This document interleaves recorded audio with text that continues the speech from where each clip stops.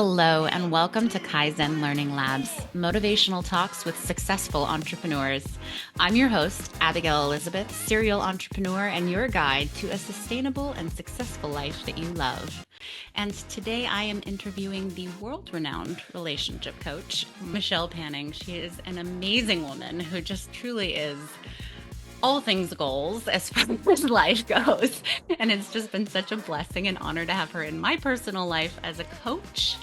And I'm so excited to get to share all of her wisdom with you guys today. Michelle, thank you so much for joining us today. I'm so excited to be here. Abigail and I just recorded an episode on my podcast. So I'm excited for the shoes to be on the other foot and for me to be interviewed. I'm excited. Michelle, I would love for you to just start out by telling us a little bit more about what your business is. What do you do for a living? I'm all the things. I'm a love, sex, and relationships coach and mentor. At the core of it, what I do is help women connect back to themselves. So a lot of women come in wanting to fix their relationship or get back together with their ex or have their dream relationship. But ultimately they walk away from working with me with something so much deeper, which is self-worth, self-love, self-respect, and an ability to just be with themselves without having to distract. How did you decide to get into working in this field necessarily? I think in coaching a lot, I hear, you were probably the person who people always came to for advice. No, no, not me. My life was a mess. How I got started in this was I got broken up with yet again by someone, and I was crying on my kitchen floor, as you do. And I think I was like 28. And I'm not joking when I say that that was the first time that it had ever occurred to me that I was contributing to the demise of my relationships. Like prior to that, it was always like these imbeciles that I'm dating just can't get their stuff together. And if they would only see a therapist, like we would work. I remember being like, is it possible that I'm contributing to this? And so I ended up going to Thailand, like had my whole spiritual awakening, if you will. I saw a post on Facebook from an acquaintance that she had just graduated from becoming a life coach. And I was like, what is a life coach? I looked into it and I was like, oh my gosh, it's like therapy, but not. You're getting to talk to people and give advice, but also ask questions, and you can coach in literally anything. And also the income was uncapped. And I thought, wow, how great. So I signed up for it for the quote unquote life coaching school. It's not quote unquote, it actually is life coaching school, but it's a bit of an eye roll, to be honest. So I signed up for that and I did that. I ended up doing another course with a woman named Layla Martin. So that was a 600-hour sex, love, and relationships coaching course, really heavily based in Tantra. And then I started noticing the patterns of the conversations that I like to have, which was around relationships. And then I found like at the root of everything was self-worth and really foundationally like lacking a connection to self. And so that's how I got here. But it was a bit of a roundabout journey to get to this place. A lot of times you think it's going to just be this straight little line across, and it ends up taking on a whole other roadmap to get there. And a lot of times we need that roadmap to teach us all of the lessons that get us there. I think one of the hardest things in working and coaching is being able to toe that line between empathy and validation and calling things like they are. Has that been challenging for you as an entrepreneur, especially in the way that entrepreneurship now is almost like being a host to your own little TV show on social media and having a lot of people visible in your life? Was that a challenge for you to be able to maintain that? It has been. Yeah, there's been so many times where I've been like, why do I coach relationships? Because I feel like I keep getting my ass handed to me in relationships.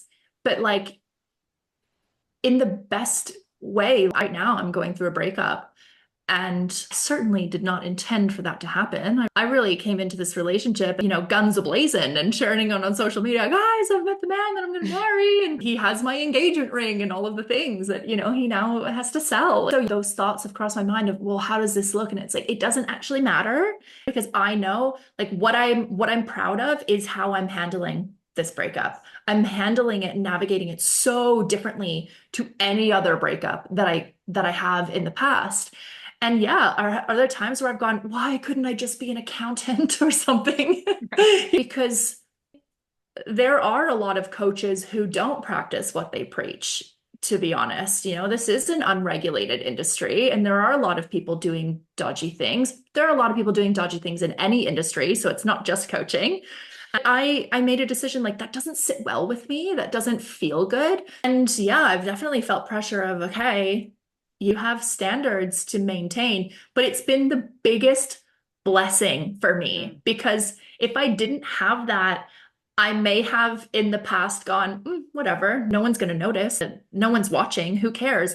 But I really live the principles that I teach. So, main character energy, one of my principles is like, pretend there's a camera on you 24/7. How do you want to show up? And that's not from a lens of perfectionism, but from a lens of when I'm telling this story about my life to my grandchildren, how do I want to tell the story? Like one of my favorite mentors, her name's Melanie Ann Layer. She runs the brand Alpha Femme. She says, live your life the way you want to tell the story in hindsight. Right. And I think that is so beautiful. So I am always trying to better myself and live my life in a way that I'm proud to tell that story. And so that's not to say I'm embarrassed of, oh, I'm going through a breakup. I'm like, I went through a breakup and I handled it with absolute grace and class and used that as leverage for me to grow even more. One of the things that you said to me when I first started working with you is when no one else is watching, someone is always watching. You're watching yourself. And that clicked in such a way for me because it's so easy for us to make excuses and be avoidant around uncomfortable things. But we notice when we aren't showing up for ourselves. Yeah, it's been one of the biggest lessons. And like someone is always watching, that person is you. That's how self-trust is built. My unconscious mind is always watching me and it's gathering evidence about who I am as a person. So every time that I tell myself I'm going to go for a walk and I don't, that's a little micro breach of trust. So if you had a partner who was saying, I'm going to book dinner for us on Saturday night and didn't, and then said, oh, I'll next weekend I will though, for sure, I promise. And then didn't again. And that happened for 6 months straight. You'd be like, I don't literally trust a single word that comes out of your mouth because you say you're going to do it and you don't. That's exactly what's happening with your unconscious mind. If you had an employee who was like, yep, I'm going to get the project done by the end of the day, and then continuously didn't hand in the project, you would fire them. Totally. Right? But you can't fire yourself. You have to live with yourself. And so it's these micro moments where you follow through on your word. It's important. It's not about 2025 hashtag goals and like have your glow up and all the things. That's all well and good. But it's actually about, I want to be able to sit with myself at the end of the day and know that I gave it everything that I have, and you're going to fail. Like you will. It is part of it. Especially in entrepreneurship, there will be so many things that you go, whoops, that didn't work, or that didn't turn out the way that I thought it would. And I have learned way more from what didn't work than what did. The things that didn't work, I go, great. Let's do an autopsy on that. Why didn't that work? Where was the breakdown? I was actually being really impulsive, or I made a decision based on a feeling that I had. I'm bored of this. I want to do this now. That really hurt my business of chopping and changing based on my current interest at the time versus actually being like, I don't need to be 10 out of 10 excited about something in order for it to be part of my business, because the excitement is not always going to be there. And I think for me, that truly like healing that relationship to self is really the key to all of it. Because if you don't have a good relationship with yourself, you can't have a good relationship with anybody, really. What would you say is a piece of advice that you would give to someone who is starting on their entrepreneurial journey? Godspeed. It sounds really cringe. It sounds very surface level, but like, don't give up. Honestly, there will be so many moments where you want to because it's hard. There's a misconception that just because you're living your passion means that there should never be any hardship, that you're going to love 100% of your business. There are things that are required in my business that I don't love doing. And so right now, where I'm at in my business, I'm very privileged in that I can outsource those things. But in the beginning, I did not have the money to be able to do that. So I was doing myself. And if I took every I don't know within myself, I don't know how to do this, I don't know what the next step is, I don't know the way. If I took every I don't know as a roadblock, I would not be here. But to me, they were just speed bumps. I was like, okay, well, I'll figure it out. And we didn't have Chat GPT back then. So I couldn't just ask a robot how to do it. And, luckily, like I had Google, but I was Googling everything. I was putting myself in rooms with mentors who could show me the way. And that's actually another piece of advice. Honestly, if you can afford to do it, hire a fucking mentor. Hire a mentor who's done it, who can show you the way, because it just saves you so much time. Could you do it on your own? Yes, 1,000%. You can figure out anything about business. You could even everything about confidence, relationships, sexuality, everything. There's so many books, podcasts, everything. But it will take you 100 times longer. I'm willing to just pay to be in the room with someone who knows what they're doing and can also hold me when I was really struggling, also celebrate me when I was doing well. Yeah. And like you said, the support in the hard times and the encouragement. A lot of times, I think as an entrepreneur, it's really easy to get focused on the task at hand. And then as soon as you achieve that, it's like on to the next, on to the next, on to the next. But you have to stop and celebrate. You have to think, damn, I did good. Like really like allow that. And sometimes it's really hard to do that. But when you have that mentor in your corner, it's a lot easier to see like, oh, wow, I really did do something amazing there. That's Yeah. one thing I'm curious to hear from you. You know, you coach a lot of high functioning business women. What is a habit that you think that people in general, women, whoever, need to bring into their lives to help find better success? It depends what your definition of success is. So Tony Robbins says success without fulfillment is the ultimate failure. So could I give tips on how to make more money? Sure. But if you're burnt out and overworked and exhausted and yelling at your partner and your kids because you're running on fumes, like that's not success. Even if you're making $1 billion, like that's not success to me. I have no interest in having that. So if you want to have a more fulfilling life whilst also being successful with someone like yourself, I don't have to tell you to work or to make a post or do whatever. It's actually about doing less and learning how to rest, learning how to just be. I'm here to help you master the being. So, how can you, even when you're in your day to day in the business, how can you infuse it with pleasure? It's who are you being during all of this? So, can you learn to relax? And when you go for a walk, can you find all the things that are green? And then the next time, look at all the things that are blue and learn to relax and not have to immediately get up and do something. Because I see that a lot. Okay, I'm relaxing. I'm doing what I have been told to do. So I'm going to relax and then I'll check that off. Then 30, 40 seconds in, like, oh, I need to change the washing. How convenient that that needs to happen right this second. So yeah, my tip would be learn how to be, learn how to relax. Or even the question, what am I feeling right now? What do I need? Because I'm sure you know all the things you need to do, but what do you actually require to thrive?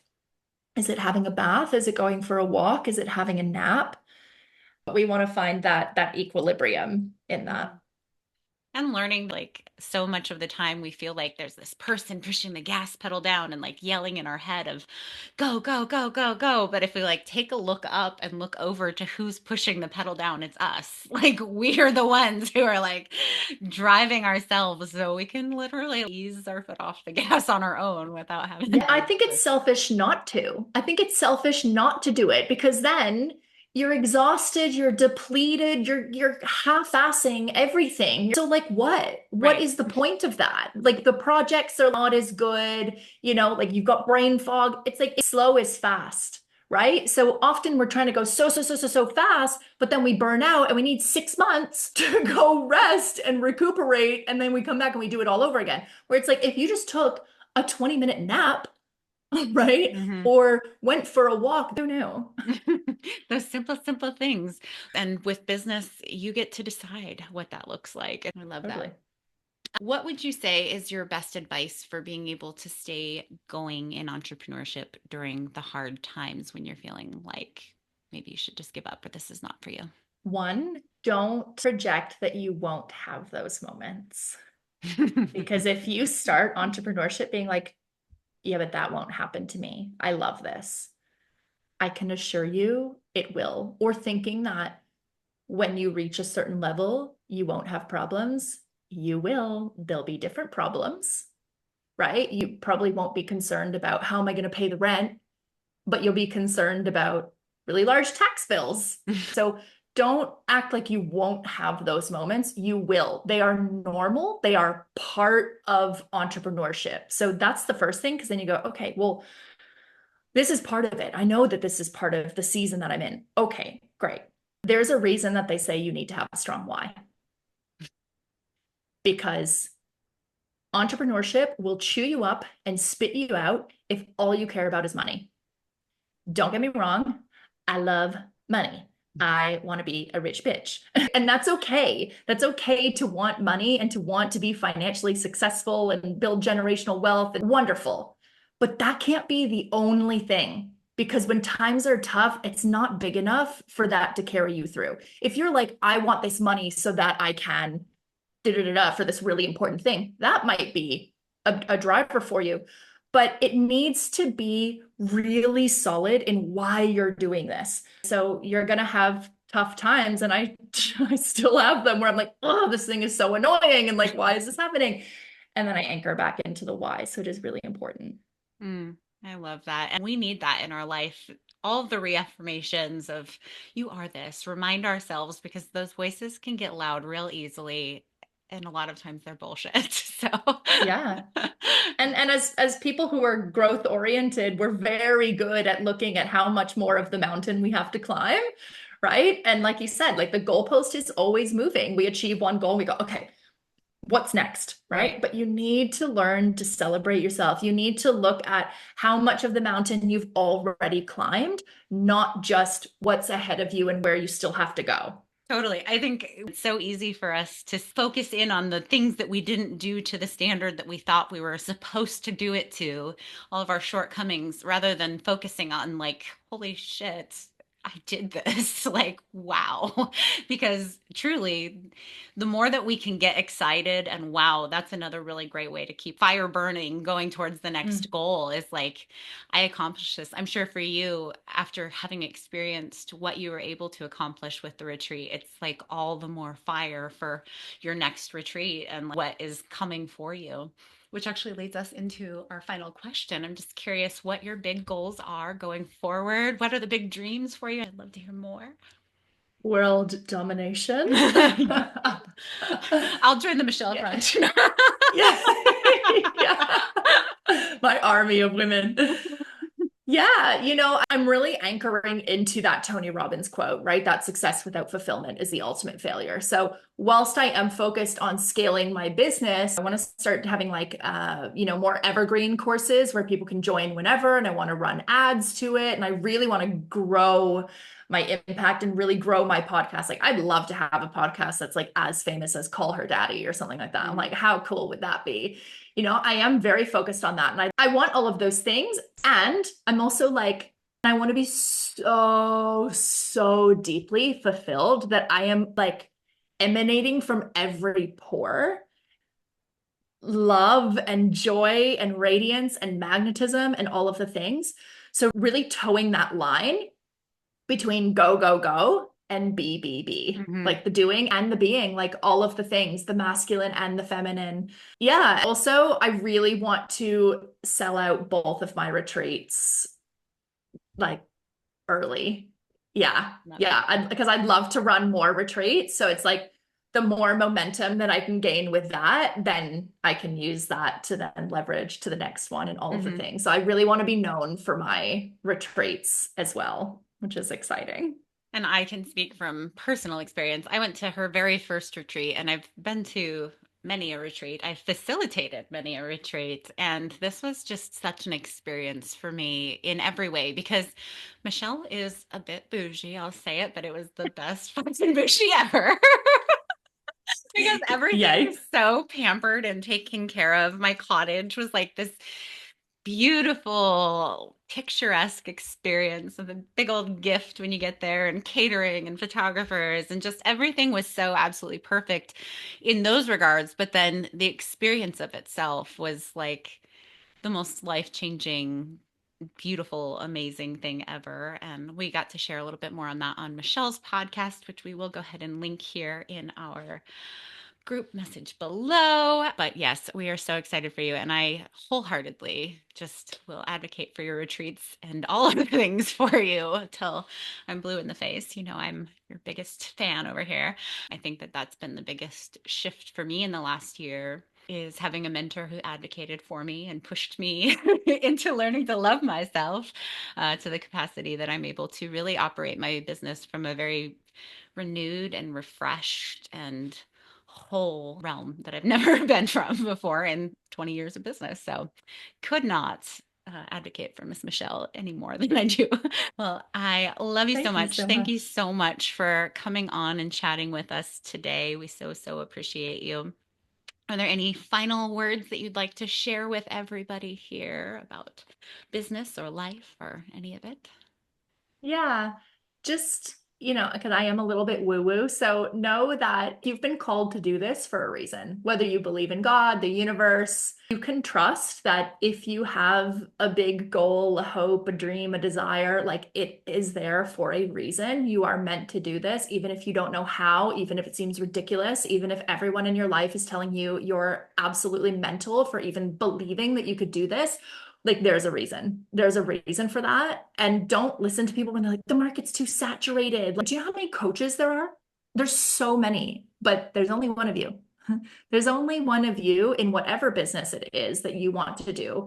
And so, I talk about like a lot of being and relaxation and pleasure and all the things, but you also need to be ruthless and relentless in your desire. That it's like, I'm not taking no for an answer. And just because it's a no from this person doesn't mean that it's a no in general. So I'm going to keep asking. I'm going to keep putting it out there. I'm going to keep doing my thing until it works and do things that make you proud. Oh, Yeah. yeah, I love that. Well, we will go ahead and put links in the chat below on how you can find Michelle if you feel led to work with her. I definitely will be happy to share any personal thoughts on that if you have questions.